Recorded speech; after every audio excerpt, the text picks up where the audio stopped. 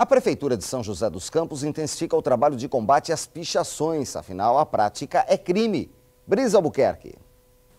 Sempre fica aquela dúvida, quando a pichação é considerada arte ou vandalismo, a pichação ela é considerada crime quando as pessoas não têm autorização para fazer os desenhos nos locais. Eu converso agora com o secretário de Defesa do Cidadão daqui de São José dos Campos, José Luiz Nunes. Então o senhor explica para a gente qual a diferença aí da pichação crime e da pichação arte.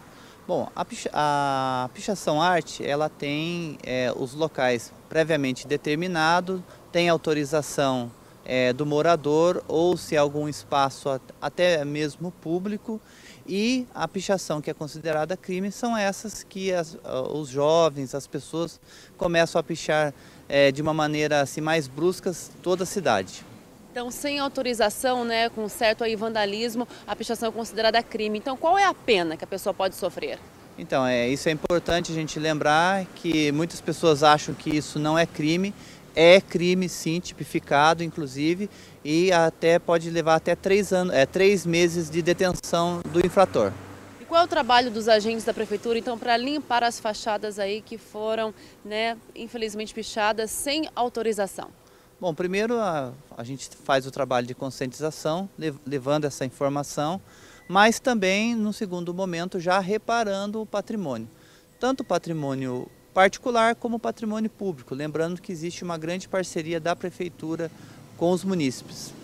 Em relação aos munícipes, aos moradores, eles podem denunciar a pichação ilegal? Aliás, ele deve fazer isso, ele é o nosso, é quem ajuda a gente no dia a dia, ele deve fazer isso através do 156 porque colabora diretamente com o programa. Nesse trabalho de limpeza, né, dos imóveis, nessa primeira visita, o proprietário ele vai ter algum custo? No primeiro momento tem o custo da tinta, se tiver uma reincidência, a partir daí a Prefeitura assume todos os custos, inclusive com a mão de obra. Muito obrigada pelas suas explicações, secretário. Brisa Albuquerque, de São José dos Campos, para o Band Cidade. Bom, se você vê atos de vandalismo em São José, o telefone para denunciar é o 156. Esportes, pelo Campeonato Paulista da Série A2, o Guaratinguetá estreou em casa. E apesar do apoio da torcida, o tricolor do Vale não saiu do 0-0. Veja como foi.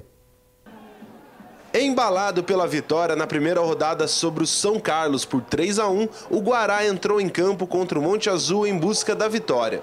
E a primeira chance de gol veio da Garça. O lateral esquerdo Juan arriscou de longe e quase abriu o placar. O Monte Azul respondeu na sequência com Alex, mas foi travado pelo zagueiro Wendel. Na segunda etapa, Juan mais uma vez apareceu com destaque e quase colocou a Garça na frente. O Monte Azul tentava chegar nos contra-ataques, mas sem sucesso. E foi só. Guaratinguetá 0, Monte Azul também 0. Somar ponto é sempre bom. É óbvio que nós gostaríamos de sair com os 3 pontos. Até para a gente, se terminasse hoje a gente com a vitória, nós estaríamos em primeiro. Veio uma equipe fechada, explorando nossos erros. Mas a avaliação que eu tenho é que no segundo tempo, acho que a gente até merecia um golzinho, um resultado positivo. Mas a competição é assim, é uma competição difícil, a gente sabe disso. Mas o Guará está no caminho certo, se Deus quiser, agora quarta-feira a gente vai conseguir os 3 pontos fora. Ainda pela Série A2, o São José também empatou. No sábado à noite, fora de casa, o time do técnico Márcio Bittencourt ficou no 1-1 contra a Catanduvense. Já pela Série A3, no sábado pela manhã, o Atlético Joseense recebeu o São Bento no estádio Martins Pereira e venceu por 3-2. O Taubaté jogou contra o Guaçuano no sábado à tarde e venceu por 1-0. Hora de conferir o que foi destaque na edição de hoje do Band Cidade. Potim pode ser a primeira cidade da região metropolitana a ter uma segunda eleição.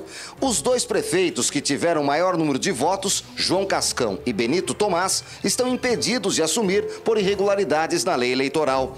O presidente da Câmara, João Guilherme Angelieri, assume a prefeitura até que não haja mais recurso dos 2 candidatos. Se forem condenados, uma nova eleição será realizada em Potim. Termina o impasse entre a General Motors e o Sindicato dos Metalúrgicos. Os trabalhadores do primeiro e segundo turnos aprovaram a proposta acordada entre o sindicato e a empresa, que decide pela demissão de 650 trabalhadores que estavam em layoff, redução do piso salarial de R$ 3.100 para R$ 1.800.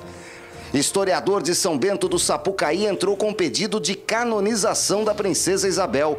Hermes Neri baseou o documento enviado ao Vaticano em relatos de descendentes de escravos. O processo é longo, mas o pedido pela beatificação já foi aceito pelo Vaticano. O Band Cidade termina agora, vem aí o Jornal da Band e as principais notícias do Brasil e do mundo. Não deixe de acessar o nosso site e participar conosco pelas redes sociais. Tem ainda o Ligue Band. Nós voltamos amanhã, logo após o Brasil Urgente, às 10 para 7 da noite. Uma ótima noite para você.